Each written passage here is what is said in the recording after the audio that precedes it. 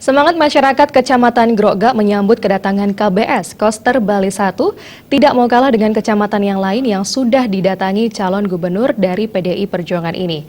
Masyarakat antusias menyambut kedatangan Wayan Koster dengan lagu Buat KBS. Meski udaranya panas, tidak menyurutkan niat warga Kecamatan Grogak untuk menghadiri reses anggota DPR RI Komisi 10 atau KBS Wayan Koster. Ribuan warga memadati gedung serbaguna Desa Grogak guna mendengarkan pemaparan program-program yang sudah dan akan dilaksanakan KBS. Ini membuktikan bahwa sosok Wayan Koster yang sudah duduk 3 periode di DPR RI ini sangat dicintai warga. Menurut salah seorang tokoh masyarakat Grogak, Ketut Ngurah Arya menyampaikan, sejumlah program kegiatan yang sudah terrealisasi atas perjuangan Wayan Koster atau KBS. Sudah banyak bantuan pusat yang diperjuangkan calon gubernur Bali dari PDI Perjuangan ini untuk Kecamatan Grogak, diantaranya gedung serbaguna, bantuan siswa miskin, serta gamelan. Dirinya bersama masyarakat Grogak menyatakan siap mendukung Wayan Koster atau KBS menuju kursi Bali 1 agar bisa berbuat lebih banyak untuk pembangunan Bali. Dalam kesempatan tersebut, sebuah grup musik dari Kecamatan Grogak menciptakan sebuah lagu khusus buat KBS. Lagu ini dibuat sebagai bukti bahwa warga masyarakat Kecamatan Grogak mendukung penuh Wayan Koster atau KBS menjadi orang nomor 1 di Bali.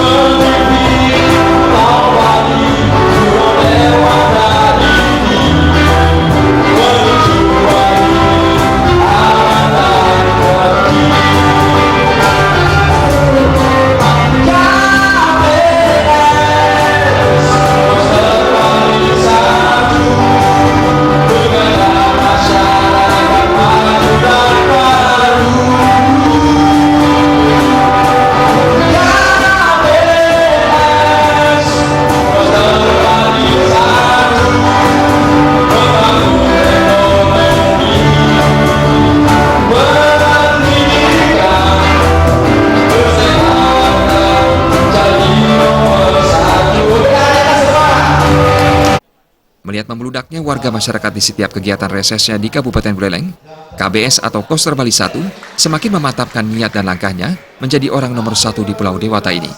Selain memaparkan sejumlah program yang menjadi bidang tugasnya di Komisi 10, di hadapan ribuan warga Kecamatan Grogak secara rendah hati dan terbuka menyampaikan dirinya akan maju sebagai Gubernur Bali periode 2018-2023 berpasangan dengan Pengelingsir Puri Ubud, Cokordera ke Arte Ardana Sukawati alias Cok Aceh.